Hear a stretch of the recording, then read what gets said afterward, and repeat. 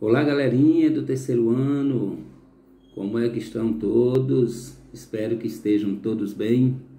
Esse período de quarentena, precisamos ficar em casa, né? Temos que ficar em casa, é o aconselhável, o recomendável e o certo, né? É isso mesmo, permanecermos nas nossas casas, é o que temos para fazer.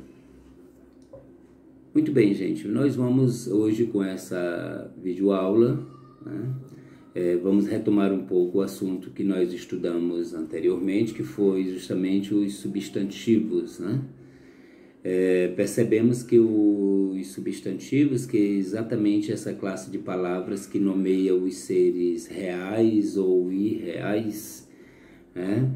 Como a gramática normativa tem também, que nomeia nomes de pessoas, lugares, animais, coisas, né? Enfim, que nomeia os seres de um modo geral. E daí, só simplificando mesmo, ficamos com os seres reais e irreais. Bom, os substantivos, gente, nós podemos exatamente dividi-los em duas categorias apenas, no que diz respeito ao gênero. O gênero biforme, aqueles que apresentam mais de uma forma ou duas formas, claro, para o masculino e para o feminino. Aluno, aluna, menino, menina, uma forma para o masculino e uma forma para o feminino. E os substantivos também chamados de uniformes. Estes, nós vamos ter apenas uma forma para o masculino e feminino. Os uniformes, nós vamos ter três divisões aí para eles. Temos os epsenos, aqueles que dão nomes aos animais que não temos como colocar, no caso, o masculino e o feminino deles, né? Então nós precisamos usar depois desse substantivo, depois desse nome, as palavras macho ou fêmea, né? Por exemplo, cobra macho, cobra fêmea, chamado de substantivo epseno. Borboleta macho, borboleta fêmea, epseno. Pois não temos como colocarmos então duas formas, né? Sendo ele uniforme, epseno. Temos também, gente, no caso, o comum de dois gêneros, chamado de comum de dois. Comum de dois gêneros também é um substantivo uniforme, temos apenas uma forma para o masculino e feminino, e neste caso ele vai aceitar os dois artigos, o artigo masculino e o artigo feminino. Se você diz o estudante, a estudante. A palavra estudante permanece inalterada, é uma única forma, por isso uniforme, e o artigo ele varia, o estudante, a estudante. O atleta, a atleta.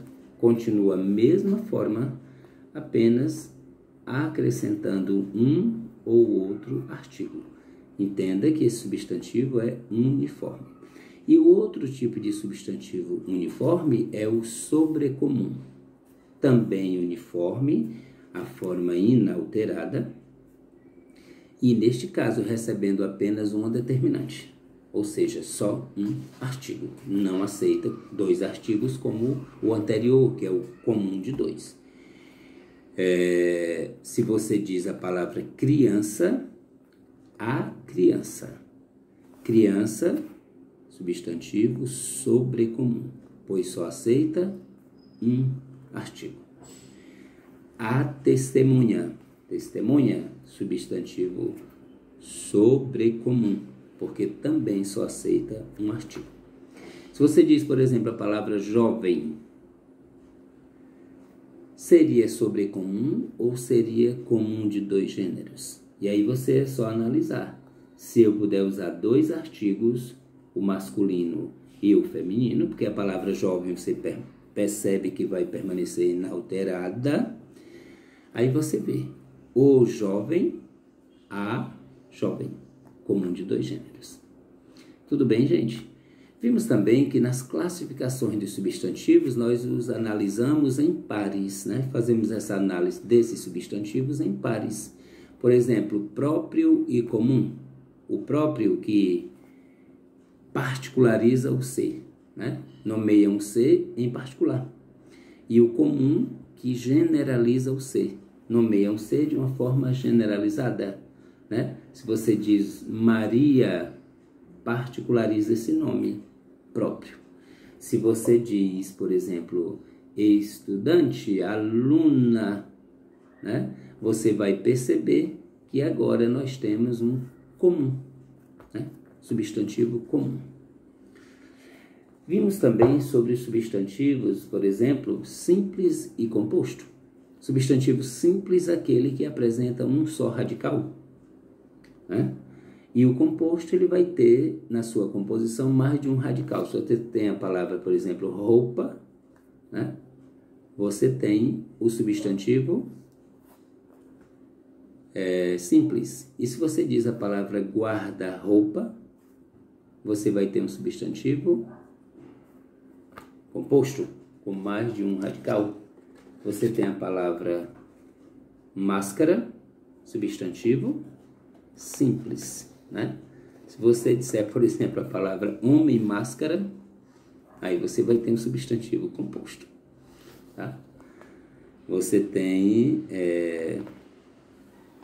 também o substantivo primitivo e o substantivo derivado. Substantivo primitivo é aquela palavra primeira que você percebe que dela são originadas outras palavras. Outras palavras se originam dessa primeira, né? Quando eu tenho a casa, eu posso dessa casa originar outras palavras, né? O casarão, o casebre, né? Palavra, por exemplo, cabelo, o primitivo, e o cabeleireiro, cabeludo, descabelado, derivados. Você tem o substantivo concreto e o substantivo abstrato. O concreto que não é só aquele que a gente toca e que a gente vê, não, mas aquele que não necessita de outro ser para a sua existência. E o substantivo abstrato é aquele que vai ter que ter a interferência de outro ser para que exista, né, no caso de sentimentos, ações, tá, que são abstratos, né? Você tem por exemplo, a palavra Deus. Deus, ele existe, é concreto, né? E o substantivo abstrato, por exemplo, a saudade, a coragem, esses substantivos existem porque precisam de uma interferência nossa para que possam existir. E por último vem o substantivo coletivo, que dá a ideia de coleção, coletividade, tá? Se você diz o cardume, que é de peixes, né? O arquipélago de ilhas, né? O álbum, né, de fotografias e tal. E vimos também, galerinha, junto com o substantivo, os artigos, né? Os artigos que têm a sua função de definir ou indefinir. É uma classe de palavras pequenina, mas que faz uma diferença grande, né? Aparece junto a substantivo, né? E ele tem essa relação com o substantivo, tá? E ele vai ajudar, é uma determinante para substantivos, né? Os definidos, os, as, os indefinidos, uns e umas, né? Aparecem juntos com os substantivos, tá?